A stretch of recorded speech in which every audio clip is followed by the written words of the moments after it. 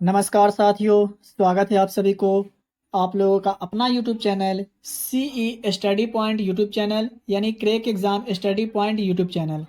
तो दोस्तों, अगर आप किसी भी प्रतियोगी परीक्षा की तैयारी कर रहे हैं तो आपको सिलेबस में इतिहास तो पढ़ना ही होगा। तो इतिहास का एक ऐसा टॉपिक जिससे आपके एग्ज़ाम में प्रश्न देखने को ज़रूर मिलेंगे। तो आप वीडियो में बने रहिएगा शुरू से लेकर के अंत तक। आपको पढ़ते पढ़ते ही आपको क्वेश्चन और उसका आंसर भी याद हो जाएगा।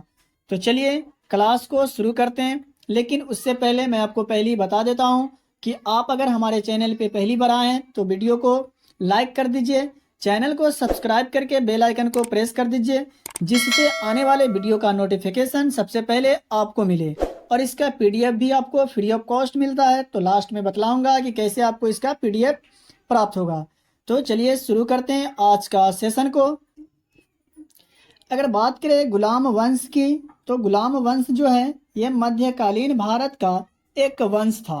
कौन? गुलाम वंश जो था मध्यकालीन भारत का एक वंश था, जो इस वंश का पहला शासक कुतुबुद्दीन ऐबक था। तो एग्जाम में प्रश्न किस तरह पूछे जाएंगे वो भी मैं आपको बताऊंगा। चलिए मैं आपको पहले ही बता देता हूं कि मैं आपके लिए प्रश्न भी लेकर के आया हूं, जिससे आपको पता चल जाएगा कि पढ़ते पढ़ते आपको प्रश्न भी सॉल्व करना है और आपको याद भी हो जाएगा। देखिए मैं आपके लिए ये सारे प्रश्न लेकर के आया हूं, तो वीडियो में आप ज़रूर बने रहिएगा, जिससे आपको पता चल जाएगा कि आप जो पढ़े हैं। तो वीडियो में आप शुरू से अंत तक बने रहिएगा और पढ़ते पढ़ते आपको उसका प्रश्न और उत्तर भी याद हो जाएगा आसानी से। तो मध्यकालीन भारत का क्या था? एक वंश था। कौन? गुलाम वंश। बात करें कुतुबुद्दीन ऐबक का, तो ये जो था गुलाम वंश का पहला शासक था। कौन? कुतुबुद्दीन ऐबक। इसमें जो मेन मेन पॉइंट है उसको मैंने हाईलाइट किया है, जिससे आपको आसानी से याद भी हो जाएगा पढ़ते पढ़ते। मध्यकालीन भारत का एक वंश था। कौन? गुलाम वंश। इस वंश का जो पहला शासक था कौन था? कुतुबुद्दीन ऐबक, जिसे मोहम्मद गौरी ने पृथ्वीराज चौहान को हराने के बाद नियुक्त किया था। किसने? मोहम्मद गौरी ने। किसे नियुक्त किया? कुतुबुद्दीन ऐबक को। कब? पृथ्वीराज चौहान को हराने के बाद। इस वंश ने दिल्ली की सत्ता पर 1206 से 1290 ईस्वी तक शासन किया। किसने? गुलाम वंश ने। कितने वर्षों तक? 84 वर्षों तक, यानी 1206 से 1290 ईस्वी तक दिल्ली की सत्ता पर शासन किया गुलाम वंश ने। तो आई होप कि आप समझ गए होंगे। तो चलिए क्लास को आगे बढ़ाते हैं। बात करें कुतुबुद्दीन ऐबक का, तो कुतुबुद्दीन ऐबक जो था ये गौरी का गुलाम था। जी हाँ, कुतुबुद्दीन ऐबक जो था ये कौन था? गौरी का, यानी कुतुबुद्दीन ऐबक जो था ये गौरी का गुलाम था, यानी मोहम्मद गौरी का गुलाम था। कौन? कुतुबुद्दीन ऐबक। इसलिए इस वंश का जो नाम पड़ा ये गुलाम वंश पड़ा। और कुतुबुद्दीन ऐबक जो था ये 1206 ईस्वी में दिल्ली का पहला सुल्तान बना। किसने? कुतुबुद्दीन ऐबक ने 1206 ईस्वी में दिल्ली का सुल्तान बना, पहला सुल्तान बना। और अपनी राजधानी कहाँ बनाई? चलिए मैं आपको बताता हूँ। और अपना राजधानी कहाँ बनाई? लाहौर में बनाई। किसने? कुतुबुद्दीन ऐबक ने। तो आई होप कि आप समझ गए होंगे कि कुतुबुद्दीन ऐबक जो कौन था, ये मोहम्मद गौरी का गुलाम था। कुतुब मीनार का, तो कुतुब मीनार की नींव कुतुबुद्दीन ऐबक ने ही डाली थी। तो आपके एग्जाम में किस तरह प्रश्न पूछे जाएंगे मैं आपको बताऊंगा, आप धैर्य रखिएगा। कुतुब मीनार की नींव कुतुबुद्दीन ऐबक ने ही डाली थी। दिल्ली का कुवतुल इस्लाम नामक मस्जिद का निर्माण 1199 ईस्वी में तथा अजमेर में 2.5 दिन का झोपड़ा नामक मस्जिद का निर्माण 1192 ईस्वी में किसने किया? ये कुतुबुद्दीन ऐबक ने ही किया था। जी हाँ, दिल्ली का कुवतुल इस्लाम नामक मस्जिद का निर्माण 1199 ईस्वी में तथा अजमेर में 2.5 दिन का झोपड़ा नामक मस्जिद का निर्माण 1192 ईस्वी में कुतुबुद्दीन ऐबक ने ही करवाया था। तो एग्जाम में किस तरह प्रश्न पूछे जाएंगे वो मैं आपको जरूर बताऊंगा, आप पेशेंस रखिएगा। दिल्ली का कुवतुल इस्लाम नामक मस्जिद का निर्माण और अजमेर में 2.5 दिन का झोपड़ा नामक मस्जिद का निर्माण किसने बनवाया? कुतुबुद्दीन ऐबक ने। ऐबक को लाख बख्श भी कहा जाता था। तो एग्जाम में प्रश्न बन सकते हैं कि कुतुबुद्दीन ऐबक को और किस अन्य नाम से भी जाना जाता था? तो लाख बख्श के नाम से भी जाना जाता था। तो आई होप कि आप समझ गए होंगे। ऐबक को गुलाम होने के कारण ही इस वंश का नाम गुलाम वंश पड़ा था। मैं पहले ही आपको बता दिया हूं कि कुतुबुद्दीन ऐबक जो था ये मोहम्मद गौरी का गुलाम था, इसलिए इस वंश का नाम जो पड़ा गुलाम वंश पड़ा। तो आई होप कि आप समझ गए होंगे कि गुलाम वंश का जो नाम पड़ा ये क्यों पड़ा, गुलाम होने के कारण इस वंश का जो नाम पड़ा गुलाम वंश पड़ा। ऐबक ने 4 वर्ष तक दिल्ली का सुल्तान रहा। जी हाँ, कुतुबुद्दीन ऐबक ने कितने वर्षों तक, 4 वर्षों तक दिल्ली का सुल्तान रहा। क्योंकि 1210 ईस्वी में उसकी मृत्यु चौगान खेलते समय घोड़े से गिरकर हो गई थी। किसकी मृत्यु, कुतुबुद्दीन ऐबक की मृत्यु कैसे हुई, घोड़े से गिरकर चौगान खेलते समय घोड़े से गिरकर हो गई थी। कब, 1210 ईस्वी में। तो आई होप कि आप समझ गए होंगे कि वो सुल्तान कब बना, 1206 में। और कब से कब तक, तो 1210 ईस्वी तक रहा, क्योंकि 1210 ईस्वी में उसकी मृत्यु हो जाती है चौगान खेलते समय घोड़े से गिरकर। तो आई होप कि आप समझ गए होंगे। और बात करें उसे कहाँ दफनाया गया, तो कुतुबुद्दीन ऐबक को लाहौर में दफनाया गया था।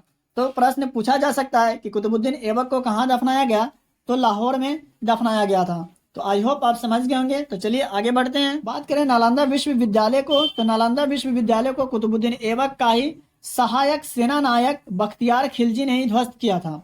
नालंदा विश्वविद्यालय जो था उसको जो ध्वस्त किया था किसने, कुतुबुद्दीन ऐबक का ही सहायक था सेनानायक बख्तियार खिलजी, उसी ने ही नालंदा विश्वविद्यालय को क्या किया, ध्वस्त किया था। तो आई होप कि आप मेरी बताई हुई बातों को आप समझ गए होंगे। तो चलिए आगे बढ़ते हैं। तो अब यहाँ से प्रश्न को सॉल्व करते हैं दोस्तों।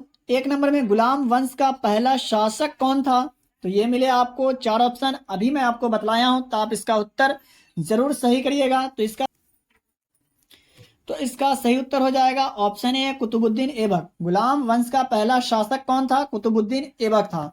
तो आई होप आप समझ गए होंगे कि गुलाम वंश का जो शासक था पहला वो कौन था, उसका नाम क्या था, तो कुतुबुद्दीन ऐबक उसका नाम। 2 नंबर में गुलाम वंश ने दिल्ली पर कब से कब तक शासन किया था, ये भी आपको मैं पहले ही बता दिया हूँ कि गुलाम वंश ने कितने वर्षों तक और कब से कब तक शासन किया। तो इसका जो सही उत्तर हो जाएगा ऑप्शन डी, 1206 से 1290 ईस्वी तक गुलाम वंश ने दिल्ली पर शासन किया। के वर्ष में तो ये 84 वर्षों तक दिल्ली की सत्ता पर शासन किया। तो आई होप आप समझ गए होंगे कि गुलाम वंश ने कब से कब तक शासन किया और कितने वर्षों तक शासन किया।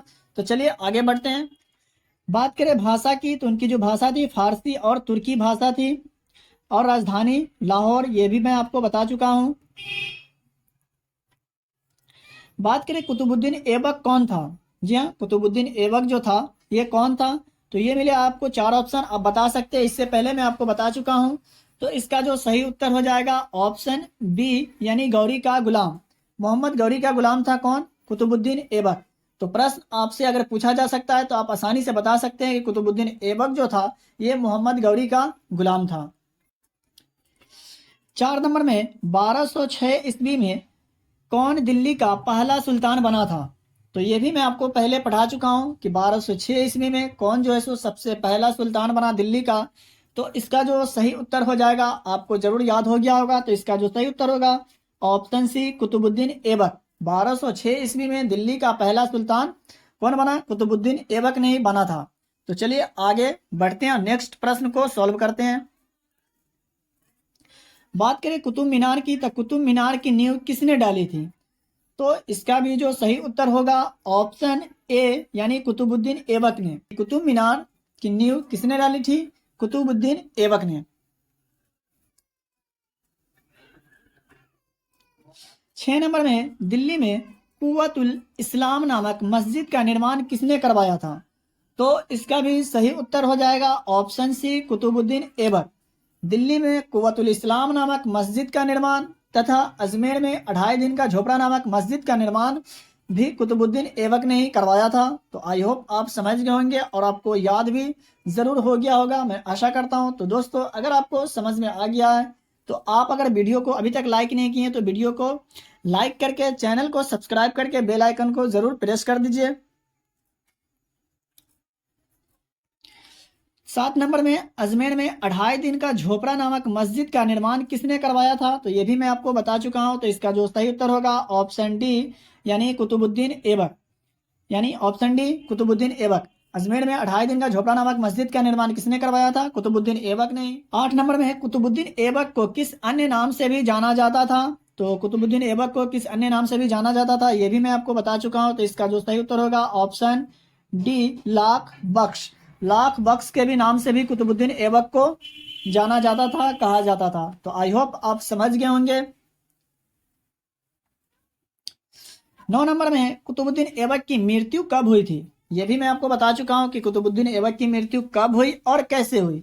तो इसका जो सही उत्तर हो जाएगा ऑप्शन बी, 1210 ईस्वी में चौगान खेलते समय घोड़े से गिर करके कुतुबुद्दीन ऐबक की मृत्यु हो गई थी। कब? 1210 ईस्वी में। तो आई होप आप समझ गए होंगे।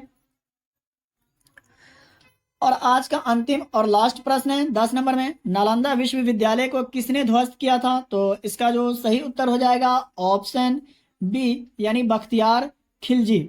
बख्तियार खिलजी ने ही नालंदा विश्वविद्यालय को ध्वस्त किया था, जो कुतुबुद्दीन ऐबक के सहायक सेनानायक थे। कौन? बख्तियार खिलजी ने। तो बख्तियार खिलजी ने ही नालंदा विश्वविद्यालय को ध्वस्त किया था।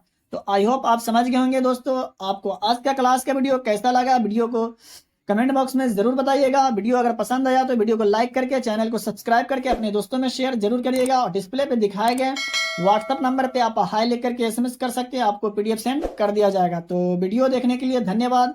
मिलते हैं फिर से एक नए वीडियो में।